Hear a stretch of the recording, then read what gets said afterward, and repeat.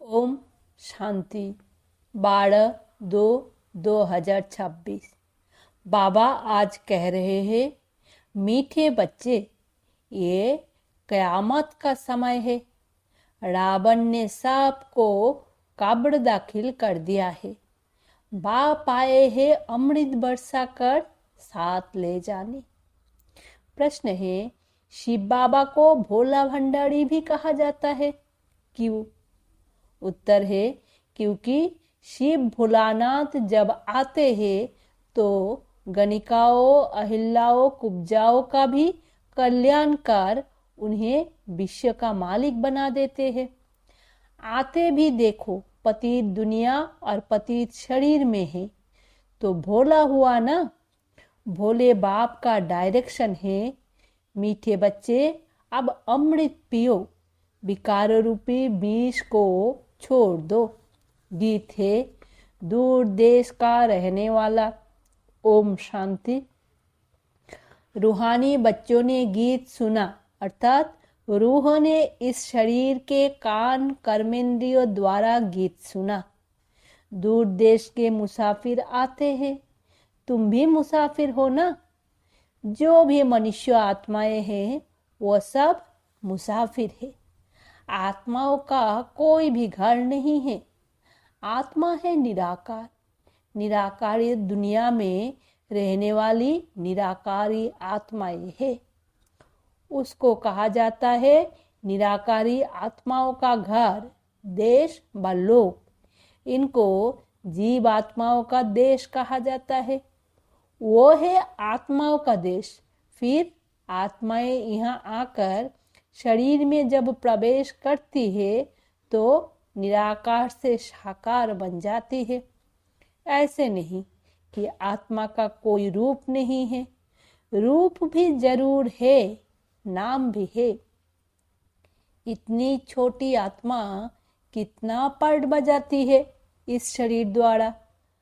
हर एक आत्मा में पार्ट बजाने का कितना रिकॉर्ड भरा हुआ है।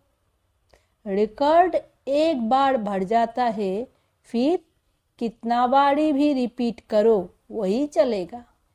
वैसे आत्मा भी इस शरीर के अंदर रिकॉर्ड है, जिसमें 84 जन्म का पार्ट भरा हुआ है। जैसे बाप निराकार है, वैसे आत्मा भी निराकार है। कहाँ कहाँ शास्त्रों में लिख दिया है वो नाम रूप से न्यारा है, परंतु नाम रूप से न्यारी कोई वस्तु होती नहीं। आकाश भी पोलार है, नाम तो है ना आकाश। बगैर नाम कोई चीज होती नहीं। मनुष्य कहते हैं परम पिता परमात्मा। अब दूर देश में तो सब आत्माएं रहती है। ये साकार देश है। इसमें भी दो का राज्य चलता है, राम राज्य और रावण राज्य। आधा कल्प है राम राज्य, आधा कल्प है रावण राज्य। बाप कभी बच्चों के लिए दुख का राज्य थोड़े ही बनाएंगे। कहते हैं ईश्वर ही दुख सुख देते हैं। बाप समझाते हैं मैं कभी बच्चों को दुख नहीं देता हूँ। मेरा नाम ही है दुख हरता सुख करता। यह मनुष्यों की भूल है। ईश्वर कभी दुख नहीं देंगे। इस समय है ही दुख धाम। आधा कल्प रावण राज्य में दुख ही दुख मिलता है, सुख की रत्ती नहीं। सुखधाम में फिर दुख होता ही नहीं। बाप स्वर्ग की रचना रचते हैं। अभी तुम हो संगम पर। इनको नई दुनिया तो कोई भी नहीं कहेंगे। नई दुनिया का नाम ही है सतयुग। वही फिर पुरानी होती है तो उनको कलयुग कहा जाता है। नई चीज अच्छी और पुरानी चीज खराब दिखाई देती है, तो पुरानी चीज को खलास कर किया जाता है। मनुष्यों विष को ही सुख समझते हैं। गाया भी जाता है अमृत चोर विष काहे को खाए। फिर कहते तेरे भाने सर्वों का भाला। आप जो आकर करेंगे उससे भला ही होगा, नहीं तो रावण राज्य में मनुष्य बुरा काम ही करेंगे। ये तो आप बच्चों को पता पड़ा है कि गुरु नानक को 500 वर्ष हुए, फिर कब आएंगे? तो कहेंगे उनकी आत्मा तो ज्योति ज्योत समा गई, आएंगे फिर कैसे? तुम कहेंगे आज से 4500 वर्ष बाद फिर गुरु नानक आएंगे। तुम्हारी बुद्धि में सारे वर्ल्ड की हिस्ट्री जियोग्राफी चक्र लगाती रहती है। इस समय सब तमो प्रधान है। इनको क़यामत का समय कहा जाता है। सभी मनुष्यों जैसे कि मरे पड़े हैं, सबकी ज्योति उझाई हुई है। बाप आते हैं सबको जगाने। बच्चे को जो काम चिता पर बैठ भस्म हो गए हैं, उन्हों को अमृत वर्षा से जगाए साथ ले जाएंगे। माया रावण ने काम चिता पर बिठाए कब्र दाखिल कर दिया है, सभी सो गए हैं। अब बाप ज्ञान अमृत पिलाते हैं। अब ज्ञान अमृत कहाँ और वो पानी कहाँ? सिख लोगों का बड़ा दिन होता है तो बड़े धूमधाम से तालाब को साफ करते हैं, मिट्टी निकालते हैं। इसीलिए नाम ही रखा है अमृतसर, अमृत का तालाब। गुरु नानक ने भी बाप की महिमा की है। खुद कहते हैं एक अंकार सतनाम आदि आदि, वो सदैव सच बोलने वाला है। सत्यनारायण की कथा है ना, मनुष्य भक्ति मार्ग में कितनी कथाएं सुनते आए हैं। अमर कथा, तिजरी की कथा आदि आदि। कहते हैं शंकर ने पार्वती को कथा सुनाई। वो तो सूक्ष्म वतन में रहने वाले, वहां फिर कथा सुनाई कौन सी? ये सब बातें बाप बैठ समझाते हैं कि वास्तव में तुमको अमर कथा सुनाए अमर लोक में ले जाने में आया हूँ। मृत्यु लोक से अमर लोक में ले जाता हूँ। बाकी सूक्ष्म वतन में पार्वती ने क्या दोष किया जो उनको अमर कथा सुनाएंगे? शास्त्रों में तो अनेक कथाएं लिख दी है। सत्य नारायण की सच्ची कथा तो है नहीं। तुमने कितनी सत्यनारायण की कथाएं सुनी होंगी। फिर सत्यनारायण कोई बनते हैं क्या? और ही गिरते जाते हैं। अभी तुम समझते हो हम नर से नारायण, नारी से लक्ष्मी बनते हैं। यह अमर लोक में जाने के लिए सच्ची सत्यनारायण की कथा, तिजरी की कथा। तुम आत्माओं को ज्ञान का तीसरा नेत्र मिला है। बाप समझाते हैं तुम ही गुलगुल पूज्य थे, फिर 84 जन्म के बाद तुम ही पुजारी बने हो। इसीलिए गाया हुआ है आपे ही पूज्य आपे ही पुजारी। बाप कहते हैं मैं तो सदैव पूज्य हूँ, तुमको आकर पुजारी से पूज्य बनाता हूँ। ये है पतित दुनिया।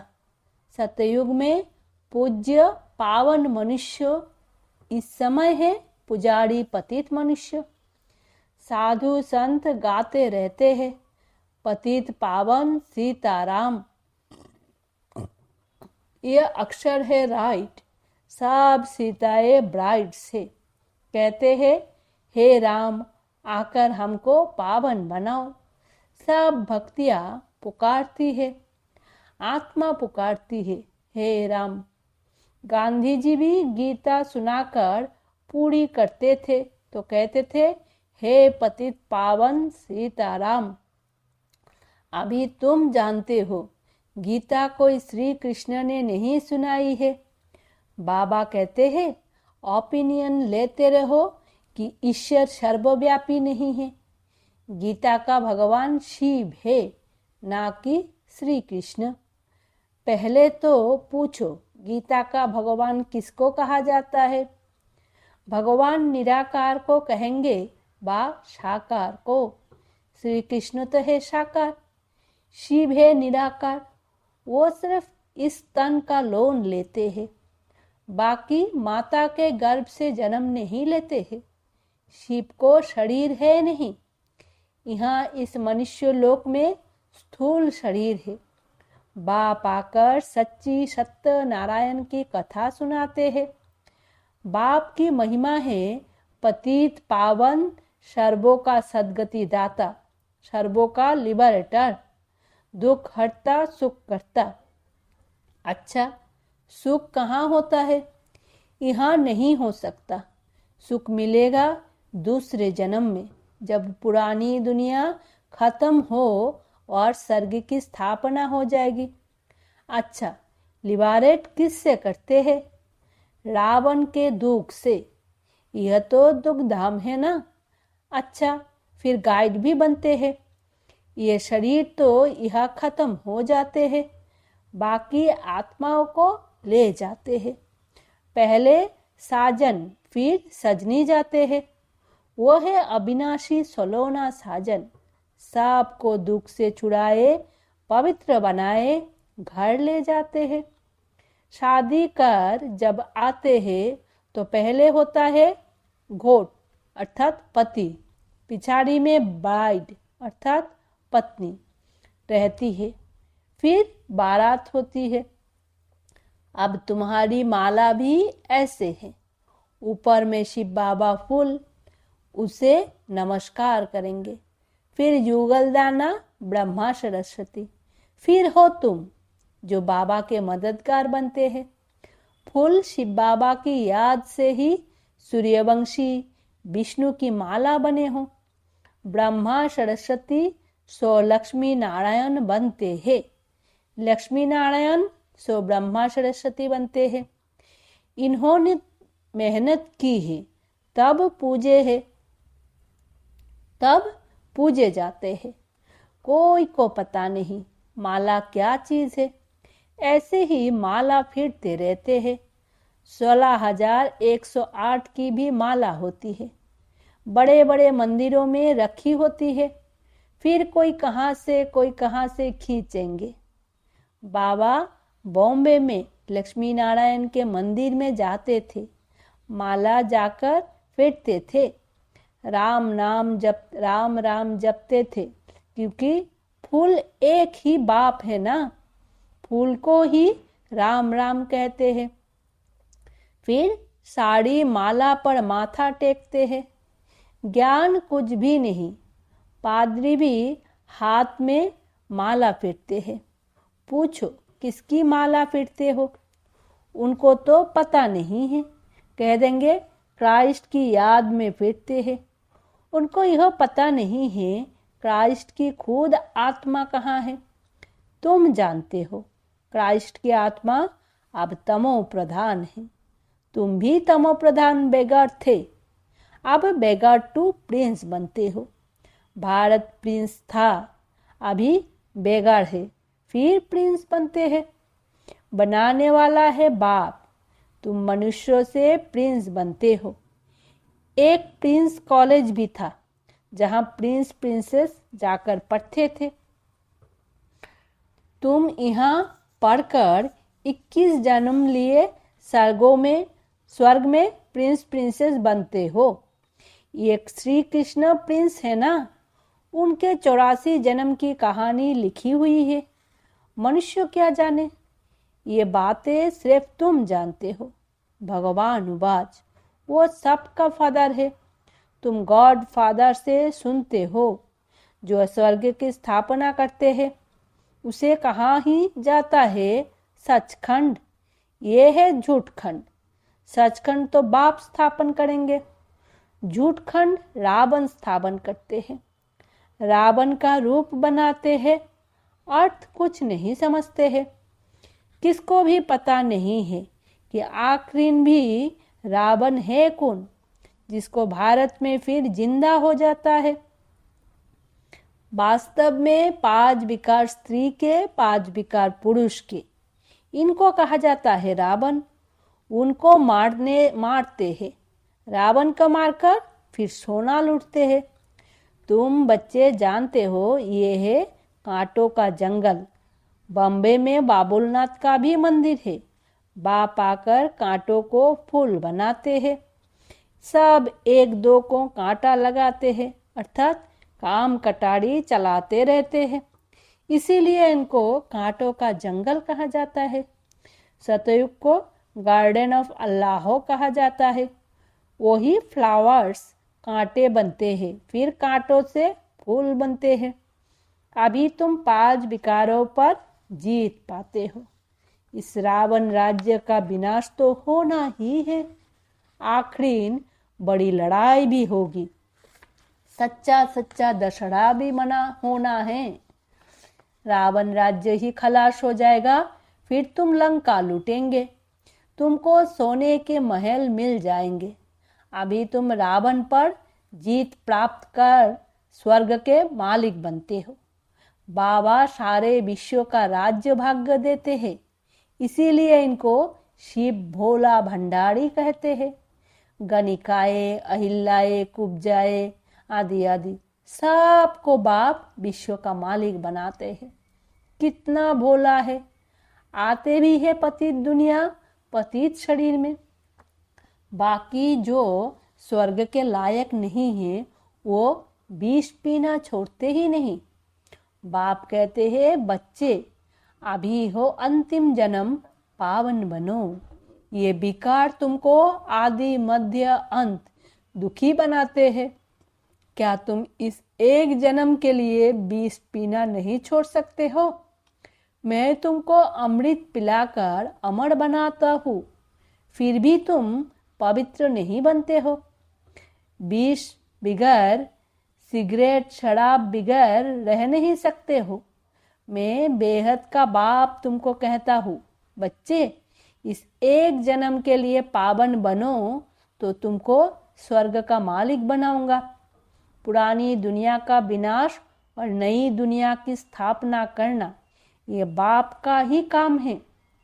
बाप आया हुआ है सारी दुनिया को दुख से लिबरेट कर सुखधाम शांतिधाम में ले जाने। अभी सब धर्म विनाश हो जाएंगे। एक आदि सनातन देवी देवता धर्म की फिर से स्थापना होती है। ग्रंथ में भी परमपिता परमात्मा को अकाल मूर्त कहते हैं। बाप है महाकाल, कालों का काल। वो काल तो एक दो को ले जाएंगे, मैं तो सभी आत्माओं को ले जाऊंगा। इसीलिए महाकाल कहते हैं। बाप आकर तुम बच्चों को कितना समझदार बनाते हैं। अच्छा, मीठे मीठे सिकी लदे बच्चों प्रति माता पिता बाप दादा का याद प्यार और गुड मॉर्निंग। रूहानी बाप की रूहानी बच्चों को नमस्ते। हम रूहानी बच्चों की रूहानी माता पिता बाप दादा को याद प्यार, गुड मॉर्निंग और नमस्ते। धारणा के लिए मुख्य सार। पहला, इस अंतिम जन्म में विष को त्याग अमृत पीना और पिलाना है। पावन बनना है। कांटों को फूल बनाने की सेवा करनी है। दूसरा, विष्णु के गले की माला का दाना बनने के लिए बाप की याद में रहना है। पूरा पूरा मददगार बन बाप समान दुख हरता बनना है। वरदान है, अपनी अलौकिक रूहानी वृत्ति द्वारा सर्वो आत्माओं पर अपना प्रभाव डालने वाले मास्टर ज्ञान सूर्य भवो। जैसे कोई आकर्षण करने वाली चीज आसपास वालों को अपनी तरफ आकर्षित करती है, सभी को अटेंशन जाता है, वैसे जब आपकी वृत्ति अलौकिक रूहानियत वाली होगी तो आपका प्रभाव अनेक आत्माओं पर स्वतः पड़ेगा। अलौकिक वृत्ति अर्थात न्यारे और प्यारेपन की स्थिति स्वतः अनेक आत्माओं को आकर्षित करती है। ऐसी अलौकिक शक्तिशाली आत्माएं मास्टर ज्ञान सूर्य बन अपना प्रकाश चारों ओर फैलाती है। स्लोगन: सदा स्वमान के सीट पर स्थित रहो तो सर्वो शक्तियां आपका ऑर्डर मानती रहेंगी। अव्यक्त इशारे: एकता और विश्वास की विशेषता द्वारा सफलता संपन्न बनो। ज्ञानी बनने के साथ साथ स्नेही बनो। स्व की सेवा विश्व सेवा का आधार है। सेवा में सिर्फ 2 शब्द याद रखना, एक निमित्त हूँ, दूसरा निर्माण बनना ही है। इससे एकता का वातावरण बनेगा, एक दो के सहयोगी बनेंगे। तेरे मेरे की, मान शान की, टकराव की भावनाएं समाप्त हो जाएंगी। ओम शांति। शुक्रिया बाबा।